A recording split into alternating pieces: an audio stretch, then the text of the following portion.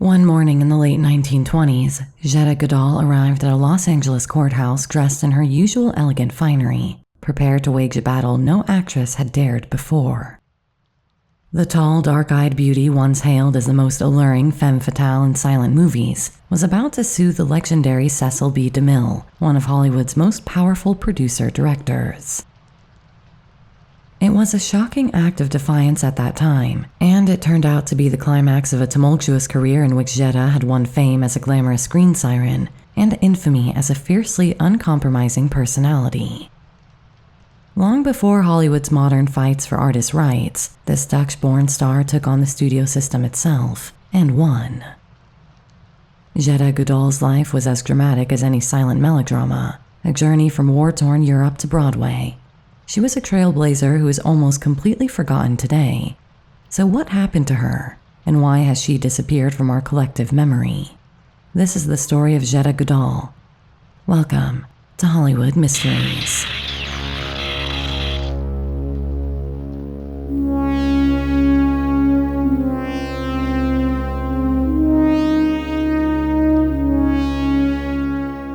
Jetta Goudal was born as Julie Henrietta Goudal on July 12, 1891 in the Jordaan neighborhood of Amsterdam, Holland.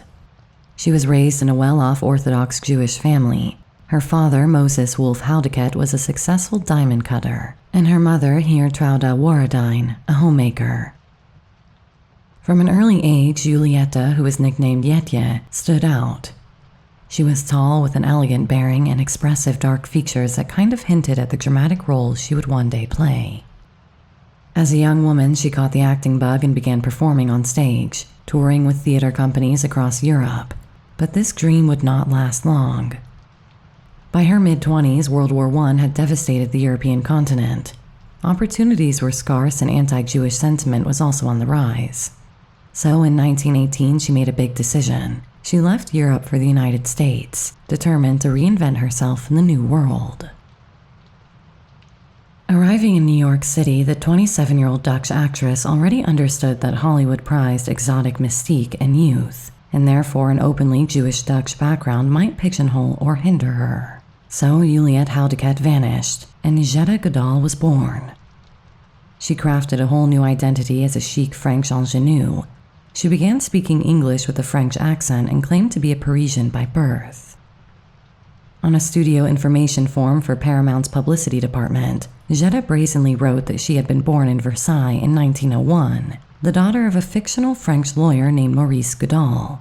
This fabrication also shaved a full decade off her age.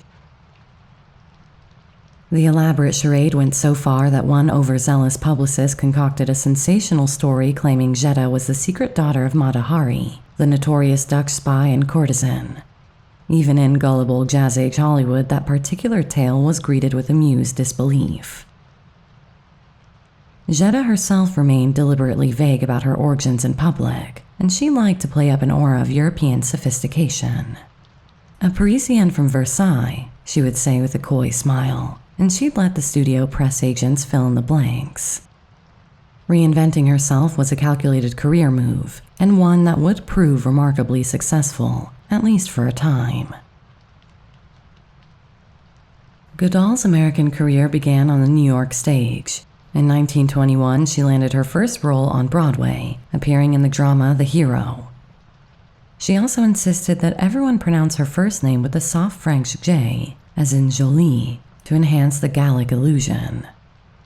Though she was almost 30 while claiming to be 20, she presented herself as a fresh European starlet, and her poise and unusual beauty covered any cracks and Jetta started getting attention. After a few Broadway outings that year, including a melodrama called The Elton Charm, Jetta caught the eye of Irish-born film director Sidney Alcott. Alcott was a pioneer of silent cinema who had directed films since the 1910s. Legend has it they met by chance in a box at Carnegie Hall, where Alcott was struck by the glamorous Parisian actress in his vicinity. Sensing star potential, Alcott encouraged Jetta to try her hand at the movies, which were by then rapidly eclipsing theater in popularity. She agreed, and in 1922 Alcott gave her a small part in his film Timothy's Quest, which was a typical sentimental drama. In that bit role as a tubercular mother in a brief, tragic scene, Jetta made her screen debut. It was a modest start, but enough to convince her that bigger opportunities lay 3,000 miles away in Hollywood. Before I get further into Jetta's thrilling breakthrough in Hollywood, I'd like to remind you that the Hollywood Mystery Store has a range of very cool shirts currently available, many of which feature silent-era stars. The store is linked in the description and on screen now. If you follow the link, you can check out our entire range, all of which are 100% exclusive to Hollywood Mysteries and designed in-house. I've been listening to your requests for new shirt designs, and the exciting news is that there are now 5 new shirts available, featuring Rudolph Valentino, Lupe Velez, Gloria Swanson, Marlena Dietrich, and Louise Brooks. In keeping with Brooksy's naughty nature, her shirt is a little too spicy to show on YouTube, so check it out over on the store page. Buying a shirt is also one of the best ways to help out the channel, so I really appreciate every sale we make over there. Thank you. And finally, don't forget to check out the Patreon page where I now have extra mini episodes on all kinds of strange Hollywood history for supporters on the $3 tier. Now let's get back to La Goudal. By 1923, Jetta had resettled in Los Angeles, just as California was solidifying its status as the world's movie capital. Hollywood in the 1920s was a booming dream factory, hungry for new faces and willing to welcome exotic European actresses who could lend an air of continental sophistication. Jetta's timing was excellent. That year, she landed a role in her first significant motion picture, The Bright Shawl, a historical adventure starring Richard Barthelmess. Jetta played a secondary character, La Pilar, a femme fatale spy of mixed Chinese and Peruvian descent, and although the part was small, she made a spectacular impression. With her dramatic, kohl-lined eyes, high cheekbones, and haughty demeanor, Jetta stole her scenes with ease. Critics marveled at her unusual look on screen, calling her different and distinctive among the cast. Picture Play magazine raved about the newcomer's presence, describing her as a picturesque newcomer and one of the most unusual and interesting screen debutantes. In an era obsessed with exoticism, Jetta's old-world aura set her apart from the wholesome American ingenues and blonde flappers of the day. She quickly built on that momentum. Jetta remained under Sidney Olcott's wing for 2 more films over the next couple of years. Her breakthrough role came in 1925's Salome of the Tenements, a film adaptation of Anzia Yerzierska's novel about Jewish immigrant life on New York's Lower East Side. Jetta was cast as Sonia Mendel, a character loosely inspired by real-life Jewish social climber Rose Pastor Stokes, effectively making Jetta one of the first actresses to portray a Jewish heroine in American cinema. It was a pretty ironic twist. Here was a Dutch Jewish actress who had gone to great lengths to hide her own Jewish identity, now acclaimed for her sensitive portrayal of a Jewish immigrant striving for love and success. Contemporary reviews praised her performance, and Salome of the Tenements became a solid critical hit, though the film, like so many, is now sadly lost. Jetta's rising profile brought her to the attention of producers Adolf Zukor and Jesse L. Lasky at Famous Players Lasky, soon to be Paramount Pictures. In 1925, they cast her in The Spaniard, opposite the studio's new Latin lover leading man Ricardo Cortez. The film, a romantic drama set in Europe, further showed movie audiences Goudal's ability to command the screen with glamour and passion. Around this time, she also appeared in Open All Night and The Green Goddess, the latter a British set adventure in which she played an aristocrat's Indian maid. This was another demonstration of her chameleon-like talent for so-called ethnic roles. With each film, Goudal proved she could be sensuous, mysterious, or aristocratic as needed. She wasn't a conventionally trained actress, but she looked like a star and had a natural charisma that popped in the silence. By the mid-1920s, Jetta was on the cusp of true stardom.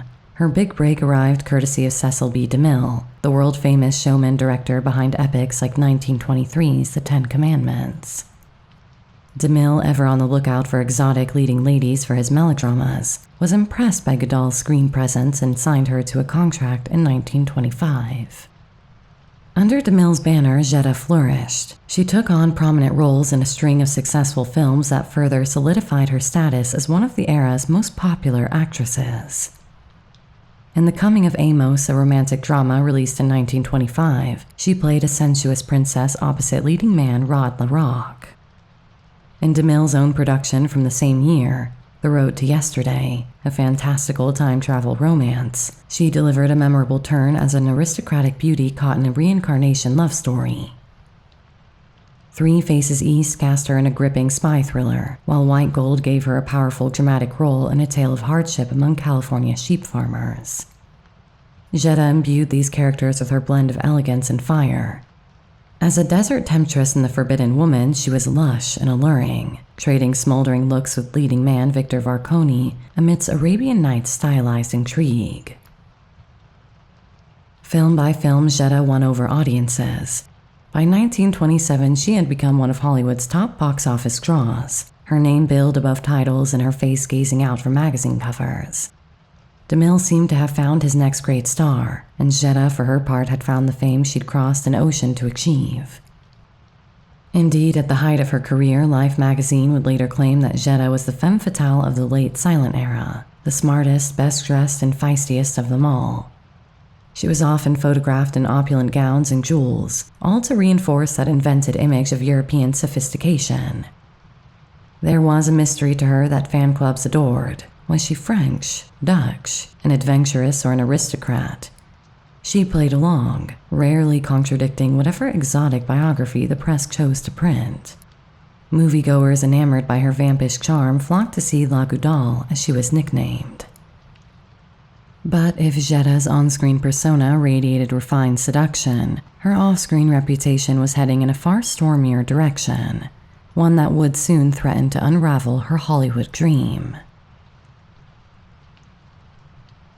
Behind the scenes, all was not well between Jetta and the Hollywood powers that be. As her fame grew, so did rumors about her temperament. Jetta approached film acting with the sensibilities of a stage-trained artiste, and with an ego to match her newfound stardom, all of which was ironic given that much of this was entirely fabricated. She insisted on high standards for herself and those around her. If a set wasn't to her liking or a costume not up to her stylish taste, she said so plainly. If a scene required extra takes to perfect, she didn't mind making everyone wait. In short, Jetta developed a reputation as a difficult actress, one who could be imperious or uncooperative if she felt the production quality was lacking. Hollywood lore and more than a few gossip columns began to swirl with tales of her fierce temper on set. She would rage at directors over camera angles, challenge script rewrites, and hold up filming if she felt the lighting didn't flatter her. Co-workers dubbed her an unrepentant grand dame, a true diva of the old school. Cecil B. DeMille, initially charmed by Jetta's seeming sophistication, soon found himself at odds with his headstrong protege. By 1928, their relationship had deteriorated dramatically.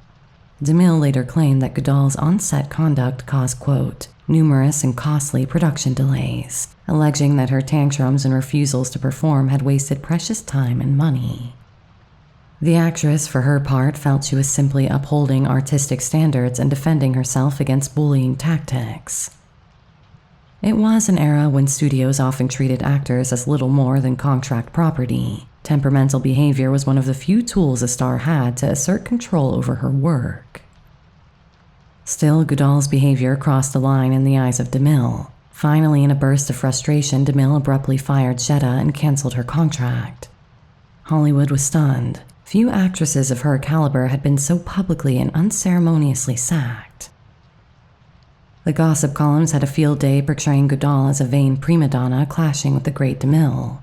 To many in the industry, it seemed that Madame Goudal had effectively sabotaged her own soaring career through pride and temper. Little did Hollywood know Jetta was about to turn her firing into a cause célèbre and strike a blow for all actors in the process. Rather than slink away in disgrace, Jetta fought back. In early 1928, she filed a lawsuit against Cecil B. DeMille and his studio for breach of contract. seeking the wages she would have earned had the contract been honored. It was a jaw-dropping move. At the time, studio moguls like DeMille wielded near absolute power. Stars were expected to accept whatever treatment was meted out, or risk being blacklisted across town. Goudal's decision to take a Hollywood titan to court was virtually unprecedented, and it immediately made headlines. The press dubbed it as a David versus Goliath battle, though in this case David was a glamorous Dutch diva and Goliath a formidable filmmaker with vast resources. DeMille did not back down. He countersued and loudly proclaimed that he was the injured party, having, quote, lost money on Goudal's movies because of her disruptive antics. He characterized Jetta as irrational, unstable, the kind of woman who flew into rages for no reason. In court filings, his lawyers painted her as exactly the sort of mercurial foreign femme fatale she played on screen.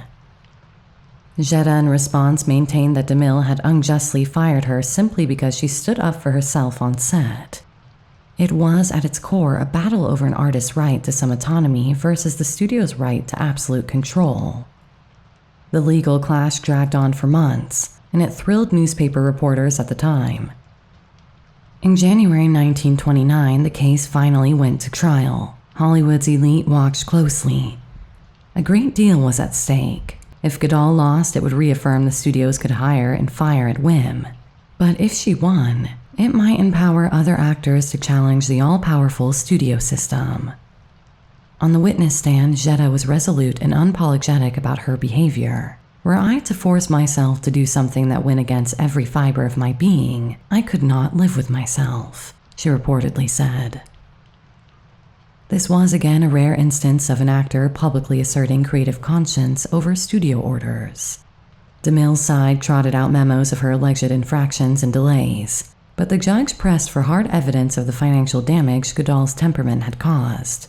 Ultimately, DeMille's company failed to provide the studio's financial records to substantiate his claims of monetary loss.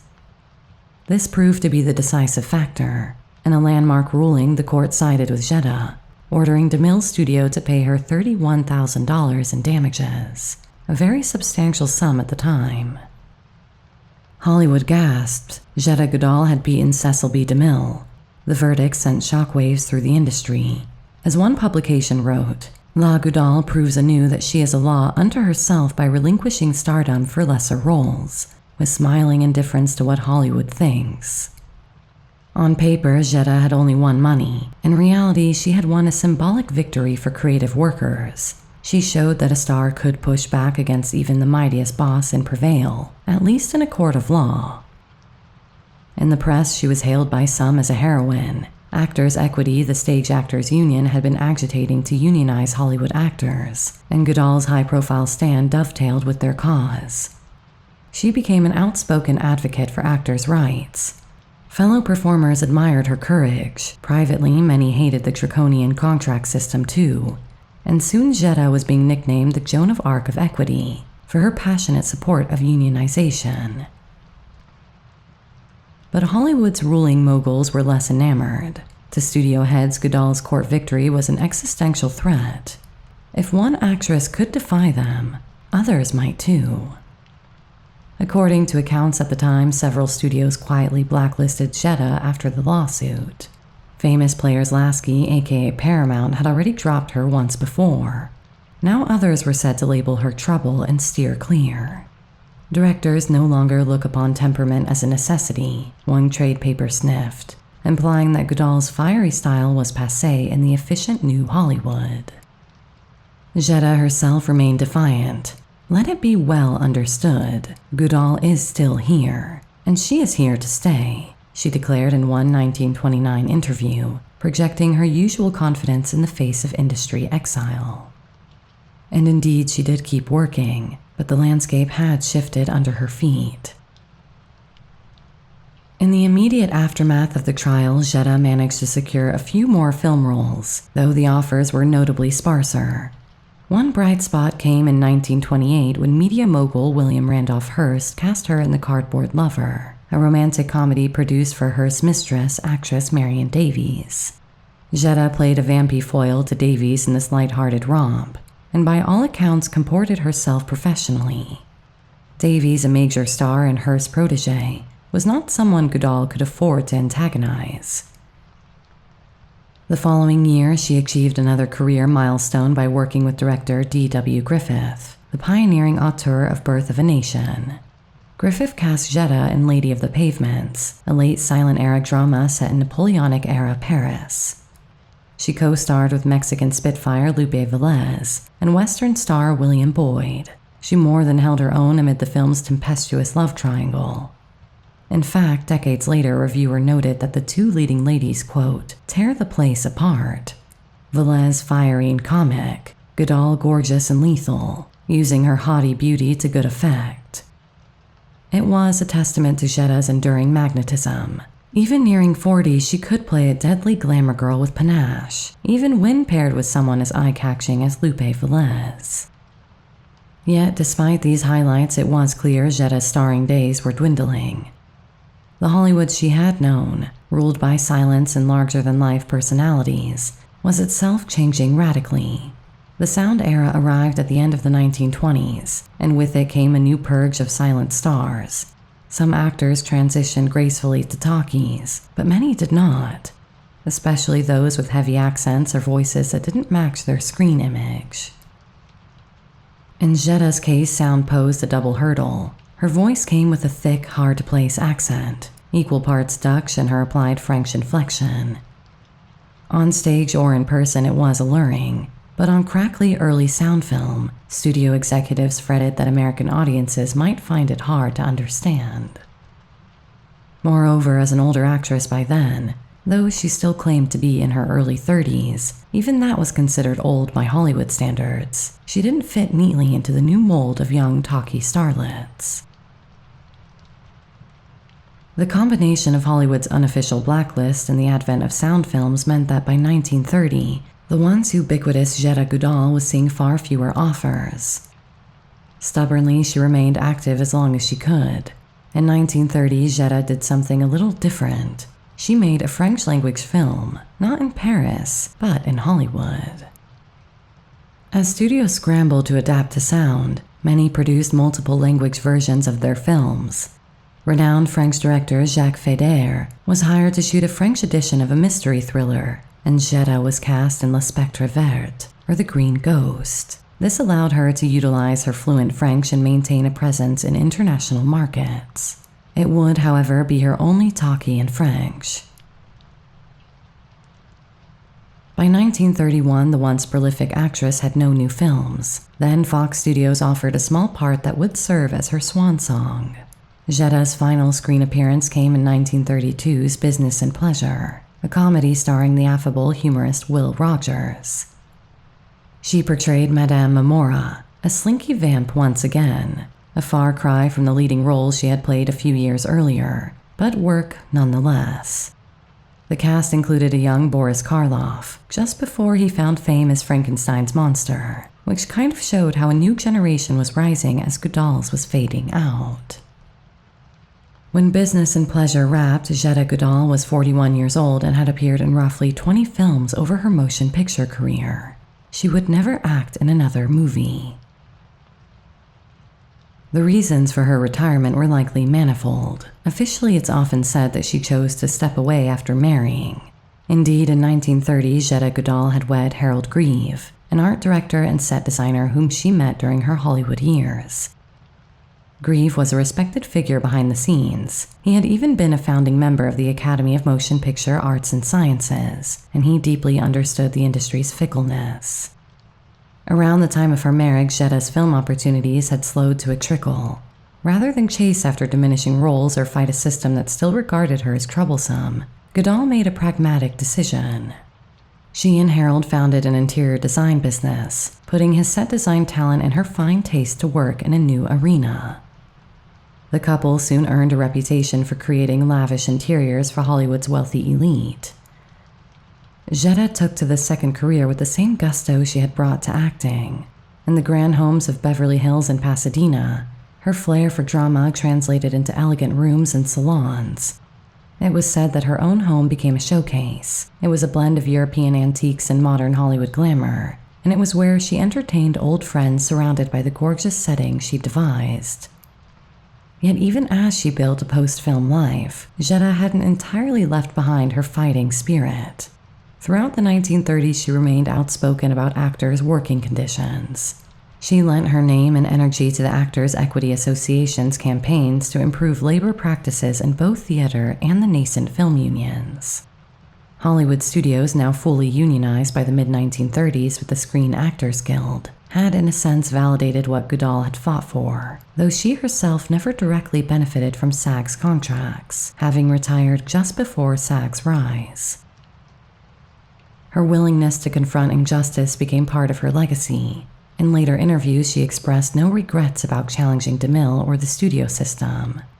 "If I had to do it all over again, I would," she said in essence, a sentiment very much in line with her personality. Notably, despite the bitterness of their 1920s feud, Jetta and Cecil B. DeMille did find a form of reconciliation in later years. Time had mellowed any animosity. By the late 1970s, when interest in silent film stars resurged among cinephiles, it was widely reported that DeMille, before his own death in 1959, had softened his view of Goudal's actions, and Goudal likewise spoke of DeMille with respect. In 1979, she even joined a group of silent-era luminaries honored at an Academy Symposium. And in 1981, on the centenary of DeMille's birth, Jetta Goudal appeared at a tribute event for her old director, smiling and gracious. The audience applauded warmly, recognizing the pair's unique shared history. It was a quiet Hollywood ending neither could have imagined in 1927. The difficult actress and the autocratic director reunited for a moment in mutual esteem. Away from the spotlight, Jetta lived a largely contented life with her husband, Harold Grieve. The two remained married for over 50 years, until Jetta's death, and by all accounts shared a devoted partnership. They had no children, perhaps a conscious choice or perhaps simply how life unfolded, but they stayed deeply connected to each other. In their interior design business, they found a second act that sustained them through the decades. Even as Hollywood moved on to new stars and new eras, clients still sought out the Grieve-Goudal team for their refined taste. Goudal's own flair for fashion and decor, once applied to her costumes and on-set demands, now delighted affluent Angelenos looking to bring a touch of authentic old Hollywood glamour to their homes. She rarely sought the limelight in these years, preferring a measure of privacy. For a time, the couple lived in a stylish home in Beverly Hills, then later in a quieter corner of Los Angeles. Jetta became something of an elder stateswoman among the small circle of surviving silent film players. Younger actresses and journalists occasionally sought her out for anecdotes or advice. That is not to say her later years were without challenges. In the 1960s, Goudal's health began to fray. She developed a heart condition that forced her to slow down. Ever defiant, she did not let it stop her from enjoying life's pleasures, though she had to be more careful. Then in 1973, in her early 80s, Jetta suffered a serious fall at home. The injury was severe enough to leave her largely incapacitated. For a woman who had once danced and vamped across a silver screen, being confined due to frailty was a difficult adjustment, but Harold stood by her side, tending to her needs in their autumn years. Friends would recall the sight of the still elegant Jetta Goudal, coiffed and wrapped in fine robes, being wheeled through her rose garden by her husband, queenly as ever despite her physical limitations. If there was any bitterness about how her film career ended, Jetta didn't show it. In fact, the feisty spark within her remained until the very end. In 1984, an astonishing 6 decades after her last film, Life magazine caught up with Jetta Goudal for a special issue on Hollywood silent legends. At age 93, Goudal's wit was intact. She bristled at the notion that she belonged to a silent era. In fact, she delivered a quip that ought to become one of Hollywood's most timeless when she said, "I don't like being called a silent star. Who was silent? I was never silent." It was a perfect Jetta Goudal line. Proud, humorous, and a little bit challenging of conventional ideas. The magazine lavished praise on her, recalling how in the 1920s, quote, "Miss Goudal was the most alluring femme fatale. Also the smartest, best dressed, and feistiest of the bunch. Reading that, the elderly Jetta must have allowed herself a sly smile. Even after all those years, the Blacklist had failed. She had not been forgotten. Jetta Goudal passed away shortly thereafter.